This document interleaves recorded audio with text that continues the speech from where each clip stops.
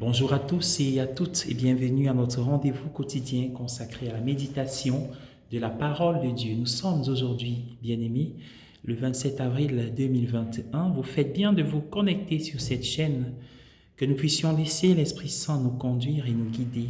L'Évangile est un extrait de l'Évangile selon Saint Jean. Et nous sommes à un moment où Jésus veut réconforter les siens.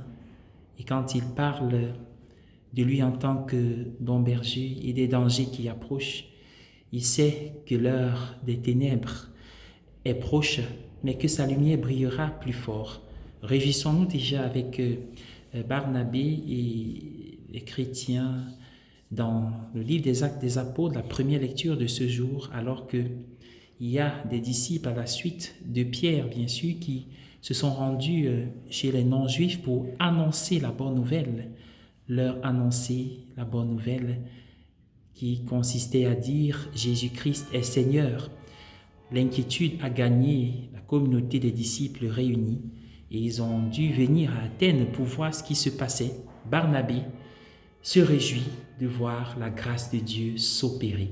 Mais il est précisé, c'est un homme bon et rempli de l'Esprit Saint. C'est la bonté et l'Esprit Saint en nous qui peuvent ouvrir nos yeux pour reconnaître la trace et les grâces de Dieu autour de nous dans notre vie.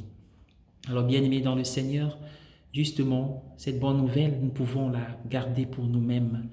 Elle explose, elle doit aller jaillir et éclairer autour de nous, mais par nous. Et voilà pourquoi le psaume dit très bien, voyez Babylone, sire la Philistie d'Éthiopie, avec la bonne nouvelle évangile de l'amour, de la grâce, les barrières culturelles sont détruites. Toutes les barrières d'ailleurs, voilà pourquoi il nous invite à vivre le pardon. Et dans cette bonne nouvelle, Jésus-Christ est Seigneur, rejoint la finale de l'évangile d'aujourd'hui. Le Père et moi, nous sommes un. Et il le dit pour montrer justement que la divinité met tout en œuvre pour nous protéger, nous garder, afin que rien ne nous retire de sa main.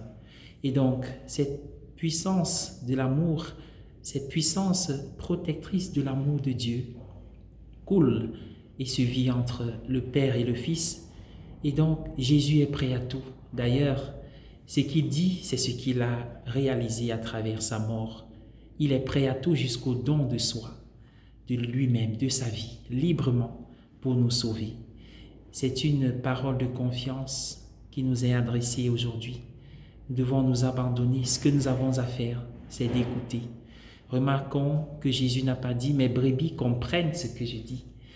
Mais il a dit « mes brebis écoutent ma voix ». Alors qu'on lui demandait des signes, des preuves multiples, bien-aimé dans le Seigneur, la foi n'est pas une question de certitude. Nous cherchons toujours la certitude, l'évidence pour pouvoir agir et parler, nous engager parce que tout est évident. Mais la foi est un acte d'abandon. Il s'agit d'écouter, c'est-à-dire d'accueillir une parole, le grand de l'amour qui est semé en nous, qui nous travaille et fait monter une réponse d'amour. La foi vient du cœur et révèle le cœur. Et bien aimé, ayant cette foi dans le cœur, elle ne pourrait nous être arrachée, car elle aura enfoncé ses racines tout au fond et elle pourra produire des fruits à travers nous. Bonne journée à tous et à chacun. Que la grâce du Seigneur vous protège, vous réconforte et vous guide. Que sa lumière soit votre assurance, car nul, rien, personne ne peut nous arracher de sa main.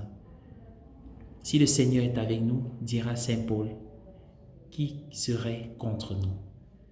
Amen.